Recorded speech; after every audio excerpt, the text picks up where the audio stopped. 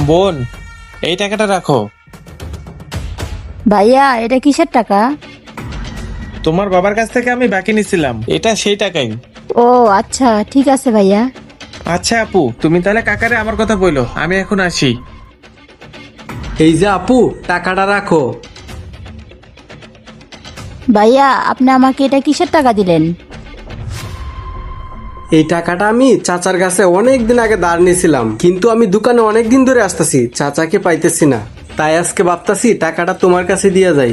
ও আচ্ছা, টাকাটা আমার অনেক দরকার ছিল। টাকাটা সময় মতো দেওয়ার জন্য আপনাকে ধন্যবাদ ভাইয়া। আচ্ছা আপু, তাহলে তুমি টাকাটা চাচাকে বুঝাই দিও। আচ্ছা ঠিক আছে ভাইয়া, আমি আব্বাকে টাকাটা বুঝাই দিব নে। আচ্ছা আপু, তাহলে আমি এখন আসি। আচ্ছা।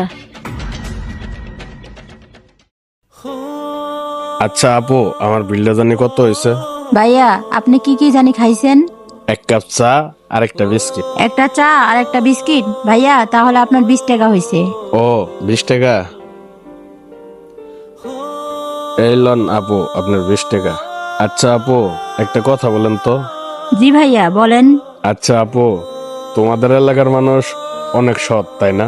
মানে ভাইয়া, আপনার কথাটা আমি কিছুই বুঝলাম না। মানে এটাই, এখনকার যুগের লোক টাকা ধার দিলে তাকে আর খুঁজেই পাওয়া যায় না।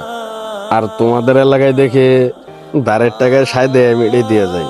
মানে তোমাকে দেখলাম, মানুষের সায় দেয় ধারের টাকা মিটিয়ে দিয়ে যাইতেছে। বিষয়টা আমি কিছুই বুঝতেছি না, আমার একটু বোঝাই বলবা? ও আচ্ছা, এই কথা শুনতে চাইতেছেন ভাইয়া, তাহলে শোনেন। ভাইয়া, ওনারা সৎ কিনা আমি জানি না, কিন্তু ওনারা অনেক ভালো। সৎ না ভালো মানুষ, কিছুই তো বুঝলাম না। আরে ভাইয়া, ওনারা সবাই আমাকে সাহায্য করতে আসছিল। সাহায্য করতে আসতেছে? বোন, আমার একটু পরিষ্কার করে বলো না, আমি তো কিছুই বুঝতে পারতেছি না। এই দোকানটা আমার বাবার ছিল, কিন্তু আমার বাবা 4-5 মাস ধরে অসুস্থ, এজন্য আমিই চালাই। এই যে মানুষগুলো আসছিল না, এরা সবাই আমার বাবাকে দেখতে আসছিল যে আমার বাবা কেমন আছে। কিন্তু ওনারা দেখতে আসতে বুঝেছে যে আমি টাকার অভাবে আমার বাবার চিকিৎসা করতে পারতেছি না। আর এখানকার সব লোকেরাই আমার বাবাকে অনেক সম্মান করে। আর তাই তো যেই আমার বাবাকে দেখতে আসে, সেই কোনো না কোনো ভাবে আমাকে টাকা দিয়ে সাহায্য করে। এই টাকাগুলো নিয়ে গিয়ে আমি আমার বাবাকে জিজ্ঞেস করেছিলাম যে বাবা, তোমার কাছ থেকে কেউ টাকা পয়সা ধার নিয়েছিল কিনা। কিন্তু বাবা বলল তার কাছ থেকে কেউ টাকা পয়সা ধার নেয় নাই, আর বাকিও খায় নাই। তখন আমি বুঝতে পারলাম সবাই আমাকে টাকা পয়সা দিয়ে এভাবেই সাহায্য করে যাচ্ছে। কিন্তু বোন, কেউ যদি সাহায্য করে সামনাসামনি তো করতে পারে, তাহলে এইভাবে করতেছে কেন? আমাকে একটু বোঝাই বলবা?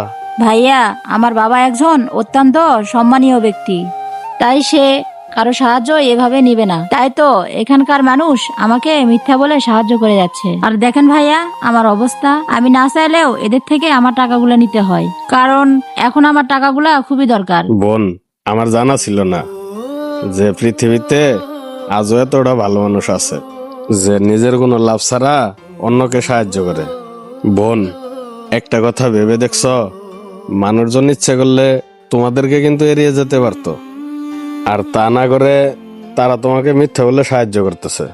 যদি আল্লাহ তাআলা সব মানুষকে এরকম ভালো বানাইতো, তাহলে পৃথিবীতে খারাপ কোনো কাজই হইতো না।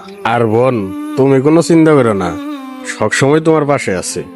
আর দেখো, ওই আল্লাহ তাআলাও কিন্তু দেখতেছে, তুমি তো কারো কোনো ক্ষতি করো নাই। ওই আল্লাহ তাআলা তোমাকে কোনো না কোনো ভাবে সাহায্য করবেই।